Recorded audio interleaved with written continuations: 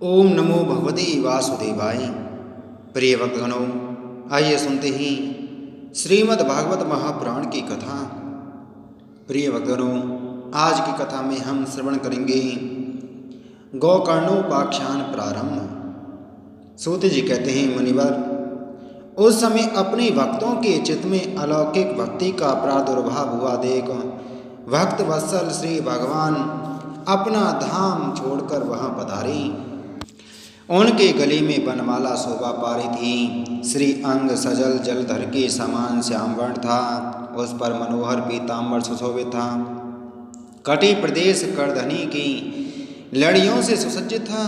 सिर पर मुकुट की लटक और कानों में कुंडलों की झलक देखते ही बनती थी। वे त्रिभंग ललित भाव से खड़े हुए चित्त को चुराए लेते थे। वक्ष स्थल पर कौस्तुभ मणि दमक रही थी। सारा श्रीअंग हरि चंदन से चर्चित था। उस रूप की शोभा क्या कहीं, उसने तो मानो करोड़ों कामदेवों की रूप माधुरी छीन ली थी। वे परमानंद चित्त मूर्ति मधुर अति मधुर मुरलीधर ऐसी अनुपम छवि से अपने भक्तों के निर्मल चित्तों में आविर्भूत हुए।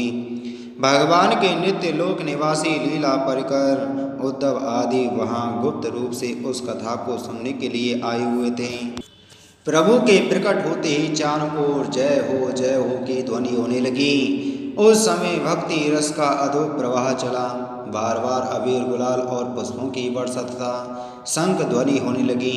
उस सभा में जो लोग बैठे थे उन्हें अपने देह और आत्मा की भी कोई सुधि न रही। उनकी ऐसी तन्मयता देखकर नारद जी कहने लगे, मुनीश्वरगण, आज सप्ताह श्रवण की मैंने यह बड़ी ही अलौकिक महिमा देखी। यहाँ तो जो बड़े मूर्ख दुष्ट और पशु पक्षी भी हैं, वे सभी अत्यंत निष्पाप हो गए हैं। अतः इसमें संदेह नहीं कि कलिकाल में चित्त की शुद्धि के लिए इस भागवत कथा के समान मृत्युलोक में पाप पुंज का नाश करने वाला कोई दूसरा पवित्र साधन नहीं है। मुनिवर, आप लोग बड़े कृपालु हैं। आपने संसार के कल्याण का विचार करके यह बिल्कुल निराला ही मार्ग निकाला है। आप कृपया यह तो बताइए कि इस कथा रूप सप्ताह यज्ञ के द्वारा संसार में कौन कौन लोग पवित्र हो जाते हैं। सनक आदि ने कहा, जो लोग सदा तरह तरह के पाप किया करते हैं, निरंतर दुराचार में ही तत्पर रहते हैं और उल्टे मार्गों से चलते हैं, तथा जो क्रोध आग्नि से जलते रहने वाले कुटिल और कामपरायण हैं, वे सभी इस कलयुग में सप्ताह यज्ञ से पवित्र हो जाते हैं। जो सत्य से ज्योत माता पिता की निंदा करने वाले, तृष्णा के मारे व्याकुल, अधर्म आश्रम धर्म से रहित, दम्भी, दूसरों की उन्नति देखकर कुढ़ने वाले और दूसरों को दुख देने वाले हैं, वे भी कलयुग में सप्ताह यज्ञ से पवित्र हो जाते हैं। जो मदरा पान, ब्रह्म हत्या, स्वर्ण की चोरी, गुरु स्त्री गमन और विश्वासघात, ये 5 महापाप करने वाले, छल पद्म परायण, क्रूर, पिशाचों के समान निर्दयी, ब्राह्मणों के धन से पुष्ट होने वाले और व्यभिचारी हैं, वे भी कलयुग में सप्ताह यज्ञ से पवित्र हो जाते हैं। जो दुष्ट आग्रह पूर्वक सर्वदा मन, वाणी या शरीर से पाप करते रहते हैं, दूसरे के धन से ही पुष्ट होते हैं तथा मलिन मन और दुष्ट हृदय वाले हैं, वे भी कलयुग में सप्ताह यज्ञ से पवित्र हो जाते हैं। नारद जी, अब हम तुम्हें इस विषय में एक प्राचीन इतिहास सुनाते हैं। उसके सुनने से ही सब पाप नष्ट हो जाते हैं। पूर्व काल में तुंगभद्रा नदी के तट पर एक अनुपम नगर बसा हुआ था। वहाँ सभी वर्णों के लोग अपने अपने धर्मों का आचरण करते हुए सत्य और सत्कर्मों में तत्पर रहते थे। उस नगर में समस्त वेदों का विशेषज्ञ और श्रौत स्मार्त कर्मों में निपुण एक आत्मदेव नामक ब्राह्मण रहता था। वह साक्षात दूसरे सूर्य के समान तेजस्वी था। वह धनी होने पर भी भिक्षाजीवी था। उसकी प्यारी पत्नी धुंधली, कुलीन एवं सुंदरी होने पर भी सदा अपनी बात पर अड़ जाने वाली थी। उसे लोगों की बात करने में सुख मिलता था। स्वभाव था क्रूर, प्राय कुछ न कुछ बकवाद करती रहती थी। गृह कार्य में निपुण थी, कृपण थी और थी झगड़ालू भी। इस प्रकार ब्राह्मण दंपत्ति प्रेम से अपने घर में रहते और विहार करते थे। उनके पास अर्थ और भोग विलास की सामग्री बहुत थी। घर द्वार भी सुंदर थे, परंतु उससे उन्हें सुख नहीं था। जब अवस्था बहुत ढल गई तब उन्होंने संतान के लिए तरह तरह के पुण्य कर्म आरंभ किए और वे दीन दुखियों को गौ, पृथ्वी, स्वर्ण और वस्त्र आदि दान करने लगे। इस प्रकार धर्म मार्ग में उन्होंने अपना आधा धन समाप्त कर दिया, तो भी उन्हें पुत्र या पुत्री किसी का भी मुख देखने को न मिला। इसलिए अब वह ब्राह्मण बहुत ही चिंतातुर रहने लगा। एक दिन वह ब्राह्मण देवता बहुत दुखी होकर घर से निकलकर वन को चल दिया। दोपहर के समय उसे प्यास लगी, इसलिए वह एक तालाब पर आया। संतान के अभाव के दुख ने उसके शरीर को बहुत सुखा दिया था, इसलिए थक जाने के कारण जल पीकर वह वहीं बैठ गया। 2 घड़ी बीतने पर वहाँ एक सन्यासी महात्मा आए। जब ब्राह्मण देवता ने देखा कि वे जल पी चुके हैं, तब वह उनके पास गया और चरणों में नमस्कार करने के बाद सामने खड़े होकर लंबी लंबी सांसें लेने लगा। सन्यासी ने पूछा, कहो ब्राह्मण देवता, रोते क्यों हो? ऐसी तुम्हें क्या भारी चिंता है? तुम जल्दी ही मुझे अपने दुख का कारण बताओ। ब्राह्मण ने कहा, महाराज, मैं अपने पूर्व जन्म के पापों से संचित दुख का क्या वर्णन करूं? अब मेरे पितर मेरे द्वारा दी हुई जलांजलि के जल को अपनी चिंता जनित सांस से कुछ गर्म करके पीते हैं। देवता और ब्राह्मण मेरा दिया हुआ प्रसन्न मन से स्वीकार नहीं करते। संतान के लिए मैं इतना दुखी हो गया हूँ कि मुझे सब सूना ही सूना दिखाई देता है। मैं प्राण त्यागने के लिए यहाँ आया हूँ। संतानहीन जीवन को धिक्कार है, संतानहीन ग्रह को धिक्कार है, संतानहीन धन को धिक्कार है और संतानहीन कुल को धिक्कार है। मैं जिस गाय को पालता हूँ वह भी सर्वथा बांझ हो जाती है। जो पेड़ लगाता हूँ उस पर भी फल फूल नहीं लगते। मेरे घर में जो फल आता है वह भी बहुत जल्दी सड़ जाता है। जब मैं ऐसा भागा और पुत्रहीन हूँ तो फिर इस जीवन को ही रखकर मुझे क्या करना है? यों कहकर वह ब्राह्मण दुख से व्याकुल हो उन सन्यासी महात्मा के पास फूट फूट कर रोने लगा। तब उन यति वर के हृदय में बड़ी करुणा उत्पन्न हुई। वे योगनिष्ठ थे। उन्होंने उसके ललाट की रेखाएं देखकर सारा वृत्तांत जान लिया और फिर उसे विस्तार पूर्वक कहने लगा। सन्यासी ने कहा, ब्राह्मण देवता, इस प्रजा प्राप्ति का मोह त्याग दो। कर्म की गति प्रबल है। विवेक का आश्रय लेकर संसार की वासना छोड़ दो। विप्रवर सुनो, मैंने इस समय तुम्हारा प्रारब्ध देखकर निश्चय किया है कि 7 जन्म तक तुम्हारी कोई संतान किसी प्रकार नहीं हो सकती। पूर्व काल में राजा सगर एवं अंग को संतान के कारण दुख भोगना पड़ा था। ब्राह्मण, अब तुम कुटुंब की आशा छोड़ दो। संन्यास में ही सब प्रकार का सुख है। ब्राह्मण ने कहा, महात्मा जी, विवेक से मेरा क्या होगा? मुझे तो बलपूर्वक पुत्र दीजिए, नहीं तो मैं आपके सामने ही शोक मूर्छित होकर अपने प्राण त्यागता हूँ। जिसमें पुत्र स्त्री आदि का सुख नहीं है, ऐसा संन्यास तो सर्वथा नीरस ही है। लोक में सरस तो पुत्र पौत्र आदि से भरा पूरा गृहस्थ आश्रम ही है। ब्राह्मण का ऐसा आग्रह देखकर उन तपोधन ने कहा, विधाता के लेख को मिटाने का हठ करने से राजा चित्रकेतु को बड़ा कष्ट उठाना पड़ा था। इसलिए दैव जिसके उद्योग को कुचल देता है, उस पुरुष के समान तुम्हें भी पुत्र से सुख नहीं मिल सकेगा।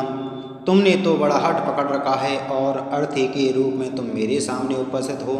ऐसी दशा में मैं तुमसे क्या कहूँ?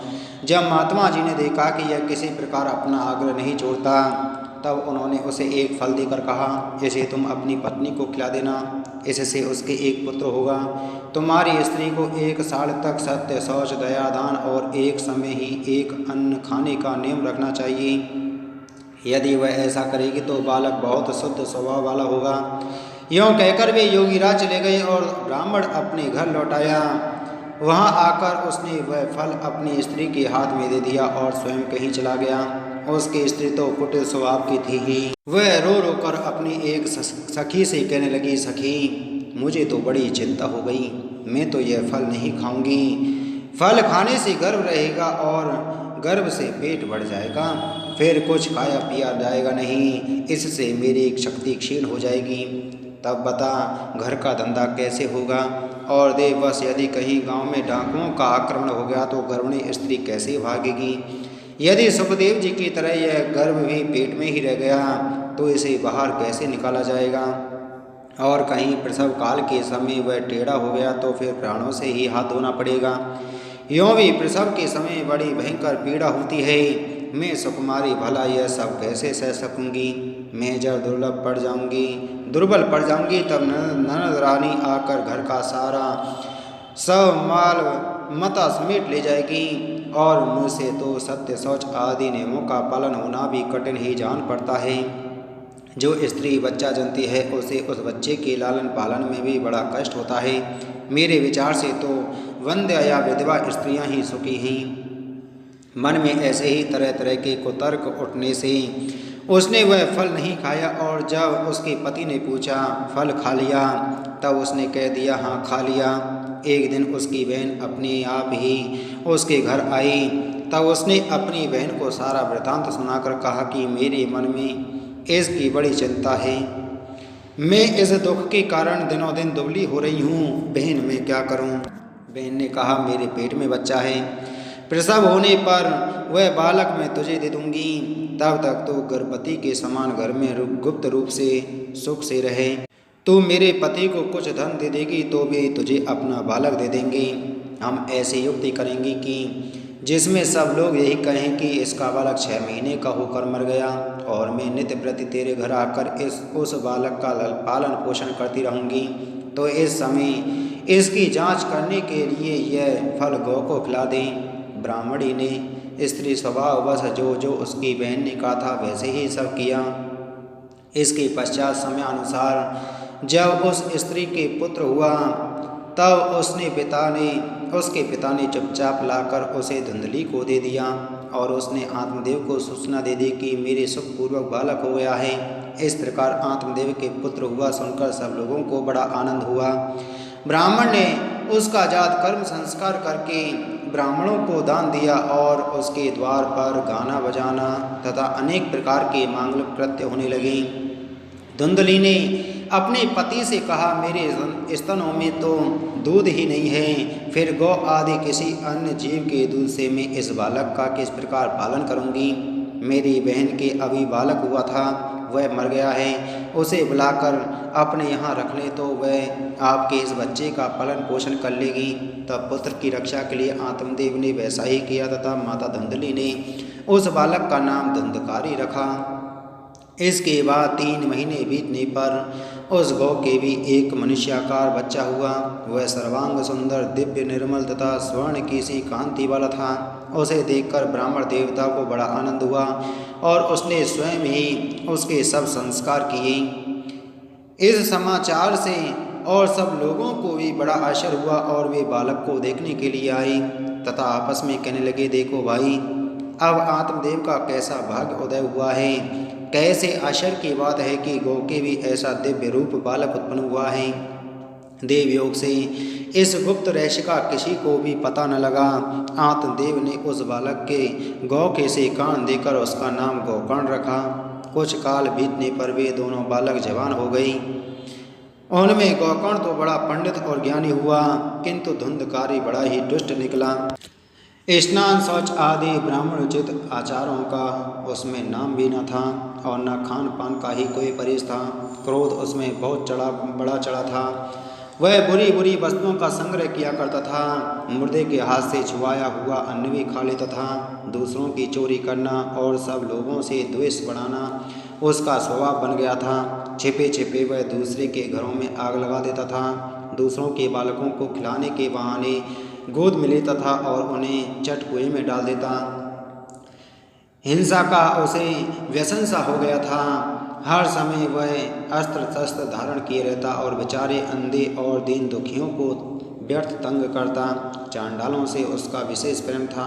बस हाथ में फंदा लिए कुत्तों की टोली के साथ शिकारी टोह में घूमता रहता। वैश्याओं के जाल में फंसकर उसने अपने पिता की सारी संपत्ति नष्ट कर दी। एक दिन माता पिता को मार पीट कर घर के सब बर्तन भांडे उठा ले गया। इस प्रकार जब सारी संपत्ति स्वाह हो गई तब उसका कृपण पिता फूट फूट कर रोने लगा और बोला, इससे तो इसकी माँ का बांझ रहना ही अच्छा था। कुपुत्र तो बड़ा ही दुखदाई होता है।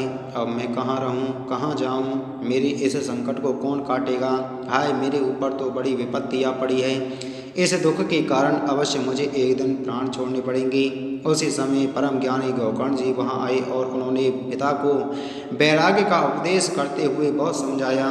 वे बोले, पिताजी, यह संसार असार है, यह अत्यंत दुखरूप और मोह में डालने वाला है।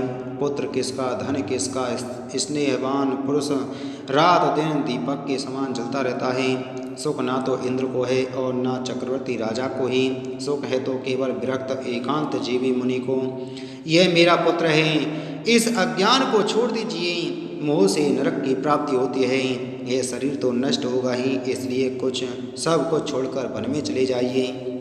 गोकर्ण के वचन सुनकर आत्मदेव वन में जाने के लिए तैयार हो गया और उसने कहने लगा, बेटा, वन में रहकर मुझे क्या करना चाहिए, यह मुझसे विस्तार पूर्वक कहो। मैं बड़ा मूर्ख हूँ, अब तक कर्मवश स्नेह पास में बंधा हुआ अपंग की भांति इस घर रूप अंधेरे कुएं में ही पड़ा रहा हूँ। तुम बड़े दयालु हो, इससे मेरा उद्धार करो। गोकर्ण ने कहा, पिताजी, यह शरीर हड्डी मांस और रुधिर का पिंड है, इसे आप में मानना छोड़ दें और स्त्री पुत्र आदि को अपना कभी न मानें। इस संसार को रात दिन क्षण भंगुर देखें, इसकी किसी भी वस्तु को स्थायी समझकर उसमें राग न करें। बस एकमात्र वैराग्य रस के रसिक होकर भगवान की भक्ति में लगे रहें। भगवत भजन ही सबसे बड़ा धर्म है, निरंतर उसी का आश्रय लिए रहें। अन्य सब प्रकार के लौकिक धर्मों से मुख मोड़ लें, सदा साधुजनों की सेवा करें, भोगों की लालसा से उसको पास न फटकने दें तथा जल्दी से जल्दी दूसरों के गुण दोषों का विचार करना छोड़कर एकमात्र भगवत सेवा और भगवान की कथाओं की रस का ही पान करें। इस प्रकार पुत्र की वाणी से प्रभावित होकर आत्मदेव ने घर छोड़ दिया और वन की यात्रा की। यद्यपि उसकी आयु उस समय 60 वर्ष की हो चुकी थी, फिर भी बुद्धि में पूरी दृढ़ता थी। वहाँ रात दिन भगवान की सेवा पूजा करने से और नियम पूर्वक भागवत के 10वें स्कंद का पाठ करने से उसने भगवान श्री कृष्णचंद्र को प्राप्त कर लिया। इति श्री पद्म पुराणे उत्तरखंडे श्रीमद्भागवत महात्म्ये विप्रमोक्षो नाम चतुर्थोऽध्याय संपूर्णम्। बोलो श्रीमद्भागवत महापुराण की जय। बोलो श्री कृष्णचंद्र भगवान की जय।